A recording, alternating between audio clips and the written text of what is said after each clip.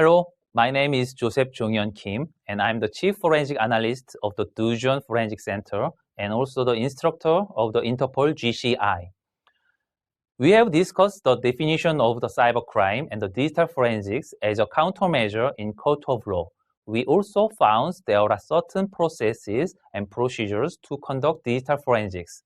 In this lecture, we will discuss on the tools and methods to gather the basic information of the Windows system in the volatile data which is in the memory only. Okay, first of all, we should set the hidden folders and files to be seen. And there is two ways to do this. First thing is the attribute command. It is the hidden attributes assigned to the file or the directories.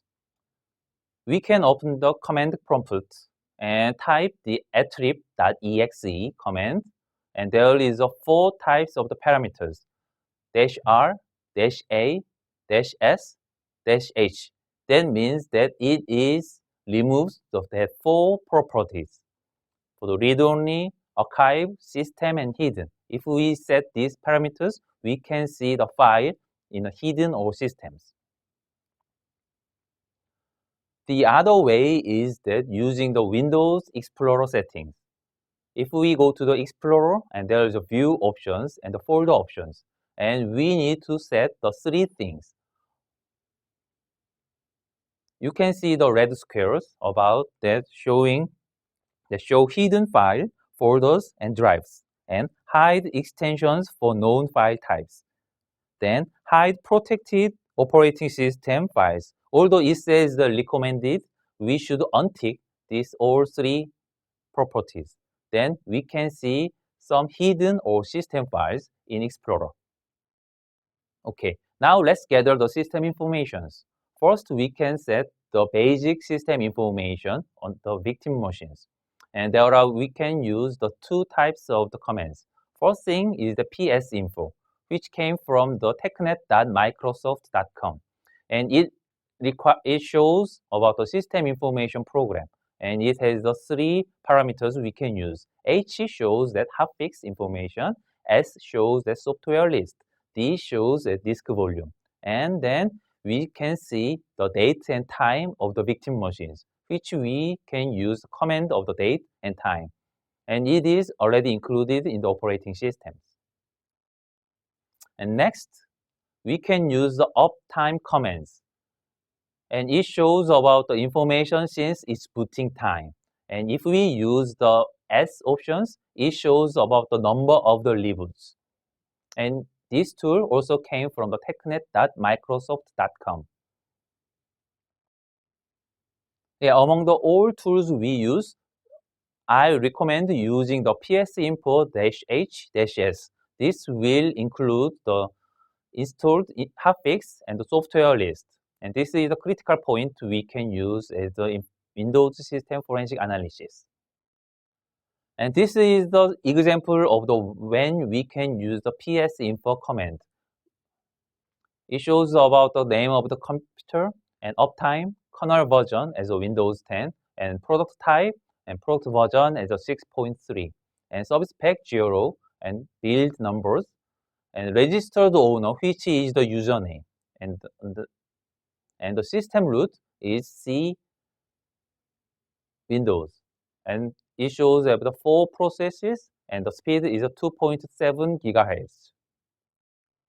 Next, we can get the system date and system time, and there is a date command and time command. But we also use the /t options, which will shows only the time and date. If we do not use the .t or options, then we should type the current date and time to be modified. This is a sample of the date and time command with T options. So when we use the date and T options, it shows of the current date. And time with T options, it shows the current time. And next, we can gather the network information.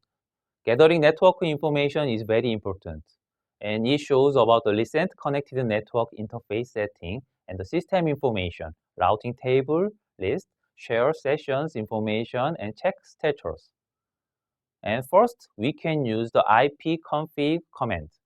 It shows only the IP addresses, subnet mask, and default gateway values for each adapter. And if we use /all options, and it shows about every interfaces in the systems. And this tool is included in the operating systems. And then we can use the nbtstat-c options. It shows that the NetBIOS table information, including the name of the computers. Then we can use the arp-a options, which will match the network MAC address with the computers. And route command will show about the default and additional routing tables. And netshare will show about the information of all the resources that are shared of the local computers. netstat-na option is the list active TCP connections ports on which the computers are listening, and Ethernet statistics. And TCP view is the external command. We can get the sys internals. It shows the detailed listing of all TCP and UDP endpoint system. And this is very informative tools we should never forget.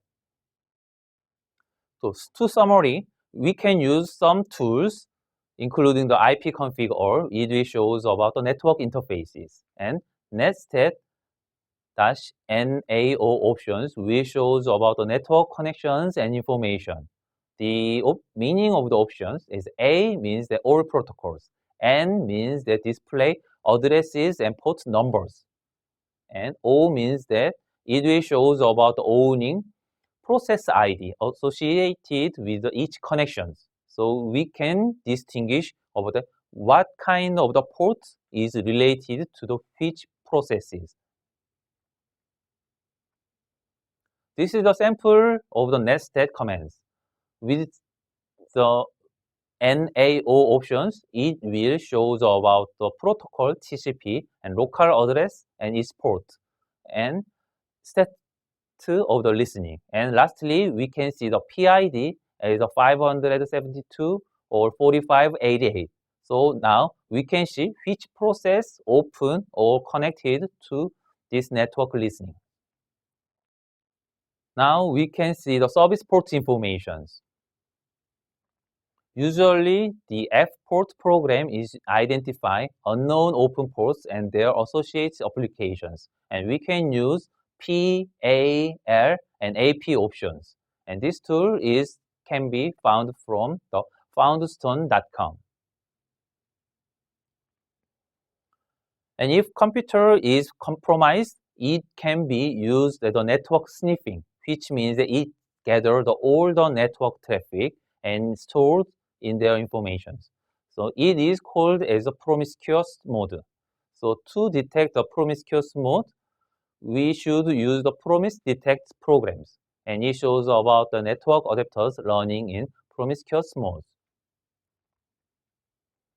And the internal commands, including the net user and net local group, will shows about the account information, which ID and account user is created or stored in the system. And the external program came from the sysinternals.com called PS logged on, which will shows about both the locally logged on users and user logged on via the resources. So to summary, we can use the net user commands to see the account information and net local group to see the group informations. And then we can see the net local group results. It also shows about the computer name and the group of the accounts. There is many accounts which related to the certain groups, administrators group, or guest group, or event log leaders group.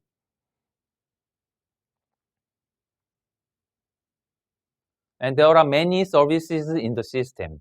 So we can use the netstart or sc query commands to see the list services and type that are currently operating. And these two programs are included in the operating systems. And now we can see if there are any suspicious process in the system. And there are three tools we can use. One is the PS list, and second is the list DLLs and handles, which will show about process, library, and file handles. So for the process is the basic program is currently running on the systems. And we can use the PS list to see the status of the running processes. Or if you prefer, we can see the graphical user information tools shows at the Process Explorer. And both two tools came from the sysinternals.com. And DLL means the Dynamic Link Library, which is not the program itself, but it is the part of a program to be executed. So once the suspicious program is running, then we can also find the suspicious library as well. And the command list DLL shows about all processes or specific processes, including certain DLLs. And this tool is also came from the sysinternals.com. And handles means that the process currently linked in the files and directories and opened by the all processes or the specific processes. The program can be used is the handle, and it is came from the sysinternals.com. Okay, let's see the result of the handle commands. If we execute handle commands in the command prompt, then we can see certain process ID and name and its related to processes. For example, in this screen, we can see the name of the process called as a system, and its process ID is 4. But system is the top process, so we are not unable to open processes. But don't worry about it.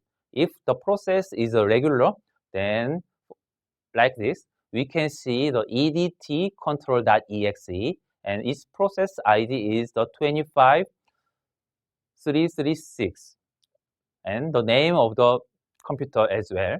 And there are 3 handles, including the 3C is the directory of the users and NIPA, and 64 is another files, and 74 is another file. So we can see that there are one process called etdcontrol.exe, and we can see its process ID, and there are 3 handles connected to this program.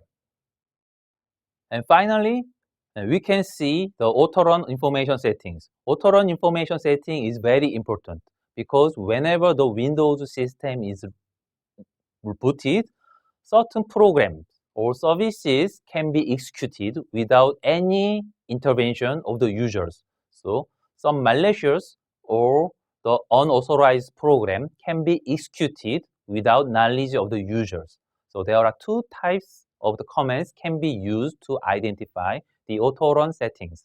One is already included in the operating system, which is called msconfig. And second is came from sysinternals.com. The command name is autoruns.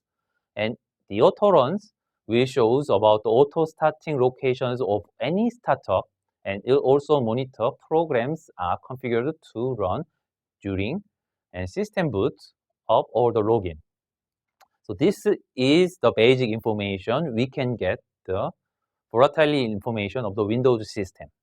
Thank you.